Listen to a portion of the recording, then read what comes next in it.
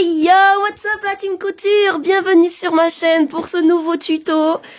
T'as vu, j'ai rajouté des petits stickers, ça me fait kiffer. Apprendre à coudre sans en découdre, c'est avec Kenzie Couture. Prenez soin de l'endroit où vous faites votre couture, votre petit coin atelier, ou l'endroit, voilà, où vous passez du temps, que ce soit pour créer ou autre. Vraiment, c'est sous-estimé, mais c'est très important que vous vous y sentiez bien. Je vais y arriver, toujours pareil. Hashtag diction de malade, vous oubliez pas avec moi. Bon, ça peut paraître bateau, un esprit sain, dans un corps sain, dans un environnement sain, même on va rajouter, mais c'est essentiel. C'est essentiel. Ça apporte une clarté d'esprit qui apporte du coup une clarté dans votre plan d'action et dans vos actions. Donc ne négligez pas ce point, ça fait partie de la stratégie globale couture. Même professionnelle, j'ai envie de dire. Allons sur le vif du sujet qui est que on va faire le tuto sur les lingettes. Pourquoi ? Parce que la première vidéo que j'ai faite, que je vais épingler ici, elle est pompeuse, elle est lourde. Je crois que c'est la première vidéo que j'ai postée sur cette chaîne. Elle est horrible. En fait, je débutais en termes d'apprentissage, de montage, etc. Et je savais pas qu'on pouvait séquencer une vidéo qu'on avait fait en one shot. Donc, du coup, c'est long, il y a des blancs et tout. Et ça fait longtemps qu'on me contacte par rapport au coaching couture. Et que je rebascule les personnes vers ces vidéos-là, parce qu'évidemment, je vais pas les accompagner, je vais pas leur faire payer un accompagnement pour quelque chose de ce type, pour savoir faire une lingette. En fait, avant de mettre en place l'accompagnement, je leur dis déjà, faites ces choses-là seules. Et comme ça, pour le jour J, quand on fait ensemble, vous avez déjà eu affaire déjà à votre machine et vous avez déjà un petit peu avancé pour que justement ce soit bénéfique. Donc, pour toutes, gros big up à vous d'ailleurs, à toutes celles qui ont tenu le coup de regarder ces vidéos et qui sont passées à l'action avec. Alors elles sont très bien expliquées, hein. Ah ça c'est clair, mais elles sont, voilà, elles sont pas très dynamiques quoi. Donc du coup, j'avais promis à toutes celles qui sont venues derrière moi en disant oui, je vais en refaire. Donc c'est ce que je vais faire. Et donc, on va réentamer une petite série de nouvelles vidéos vraiment axées sur la couture débutante. La seule petite spécificité que je vais rajouter par rapport à la première vidéo, c'est qu'en fait, on va mettre un double fond sur le côté donc qui sera en tissu. Pourquoi ? Pour pouvoir en fait glisser sa main vraiment comme ça en fait à l'intérieur sur le dos. Rassurez-vous, pas de panique, c'est pas une complexité de ouf, ça va juste rajouter une petite épaisseur. Mais ça restera très abordable dans l'absolu pour toutes les couturières débutantes. Donc vraiment, pas de panique. Au contraire, ça va même développer un certain mindset couture, je dirais, une certaine logique couture qui pourra que amorcer des bonnes choses. Donc allez, c'est parti. J'ai déjà coupé mon petit carré de 12 sur 12. Je vais en couper plusieurs. Comme ça, je vais en faire une petite série et je termine ma chute. Maintenant, je vais couper exactement le même nombre dans mon tissu qui me servira du coup de décoration. Il me reste ça, ça y est, ça fera très bien l'affaire. Du coup, 1, 2, 3, 4 x 4 pour moi. Donc là, on a coupé comme si on avait nos lingettes normales. On va rajouter encore, comme là moi j'en ai 4. Moi, je vais rajouter encore 4 de ce tissu-là. D'accord? Donc on coupe le double.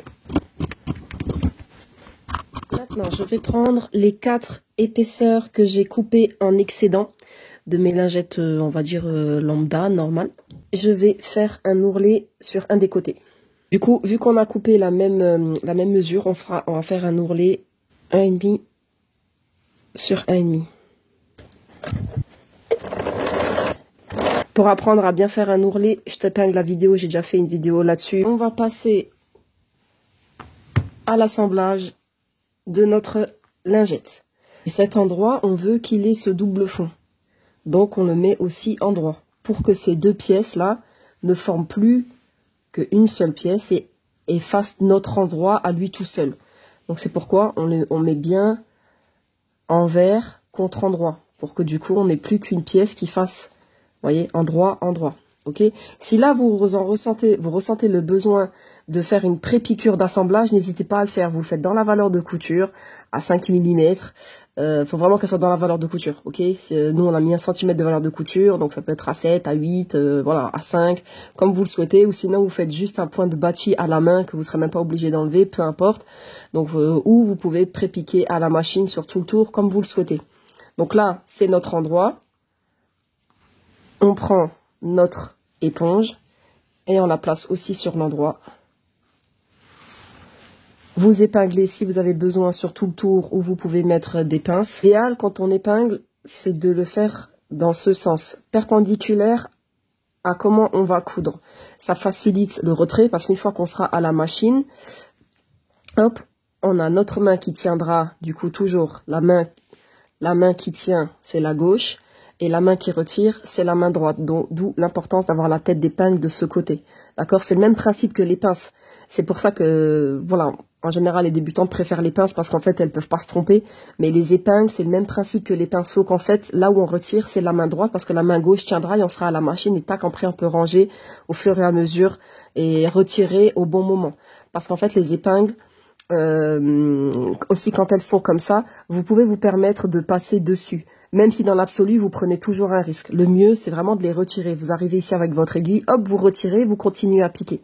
Mais si vous voulez les garder, faites bien attention à ce que la tête de votre aiguille ne soit jamais en collision avec l'épingle parce que poc, sinon ça pète. Une fois que votre travail est préparé, bah, du coup, il n'y a plus qu'à piquer sur tout le tour en laissant une ouverture sur un des côtés. C'est-à-dire que là, je vais débuter, hop, petit point retour, je fais tout le tour. Et une fois que j'arrive là, hop, petit point retour.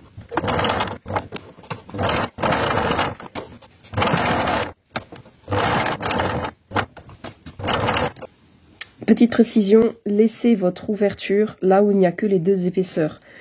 De sorte que là où il y a nos trois épaisseurs, ce soit voilà bien pris et que ce sera facile à retourner et à placer plutôt que de devoir faire notre trou de fermeture ici.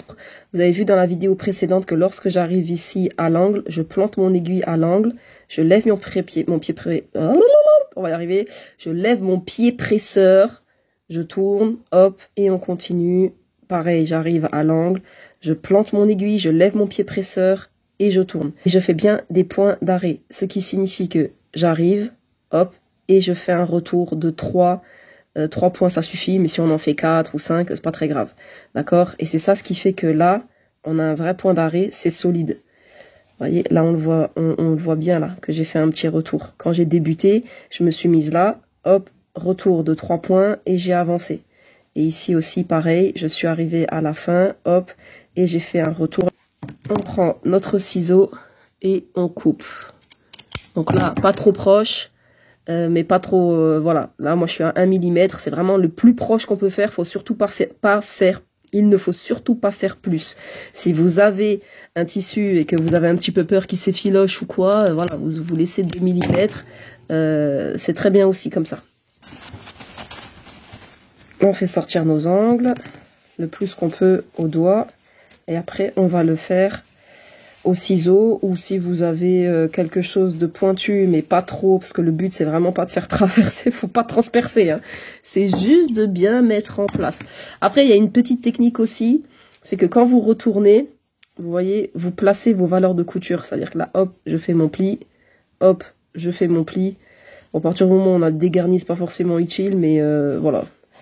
Ça se fait aussi pour que les valeurs de couture se mettent bien. Là, vous voyez, je vais rentrer mon ciseau et je vais légèrement pousser. Je dis bien légèrement pour faire sortir mon angle. Et c'est tout. Ça suffit. Une fois qu'on sent qu'il est sorti, il n'y a pas besoin de faire plus. Ok? Et on fait ça partout pour que du coup, les choses se placent bien. Ici, le but, c'est de rentrer les valeurs de couture. Donc, nos 1 cm. D'accord? Et là, en fait, vous pouvez épingler ou mettre ou bâtir comme vous voulez. Toujours comme d'habitude, vous avez le choix. Faites ce qui vous rend le plus à l'aise pour que quand vous êtes à la machine, tout se passe bien. Donc ça, on rentre cette valeur de couture. On va se mettre à la machine et on va surpiquer sur tout le tour. Alors la surpiqûre, vous pouvez la faire soit à 1 cm. Moi, je préfère plutôt la faire à 2 mm en général. Et du coup... on débute notre surpiqûre, hop, on fait tout le tour, on fait bien attention à ce que là, ce soit bien en place pour pouvoir du coup fermer, hop.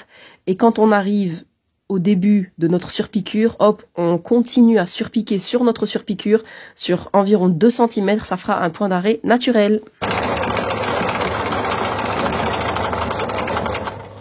Toujours le même principe, je plante mon aiguille, je lève mon pied presseur, et je tourne. Et voilà, vous obtenez une petite lingette toute cute qui vous permettra, hop, de passer vos doigts à l'intérieur et de vous nettoyer, ou les fesses de votre bébé, ou le visage de votre enfant, peu importe.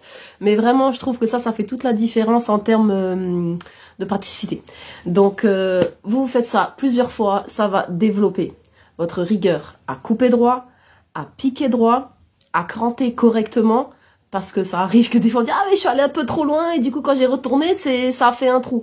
Oui, effectivement, c'est la couture, c'est de la précision et je trouve vraiment que lorsqu'on débute, c'est un super exercice tant pratique, mais c'est vraiment un vrai exercice pour développer votre esprit couture. Pour les bénéfices que j'ai cités auparavant, comme pour adopter une certaine rigueur en ce qui concerne la couture, mais aussi en termes de logique de couture, de comprendre déjà la logique endroit contre endroit, le fait de retourner, etc., etc.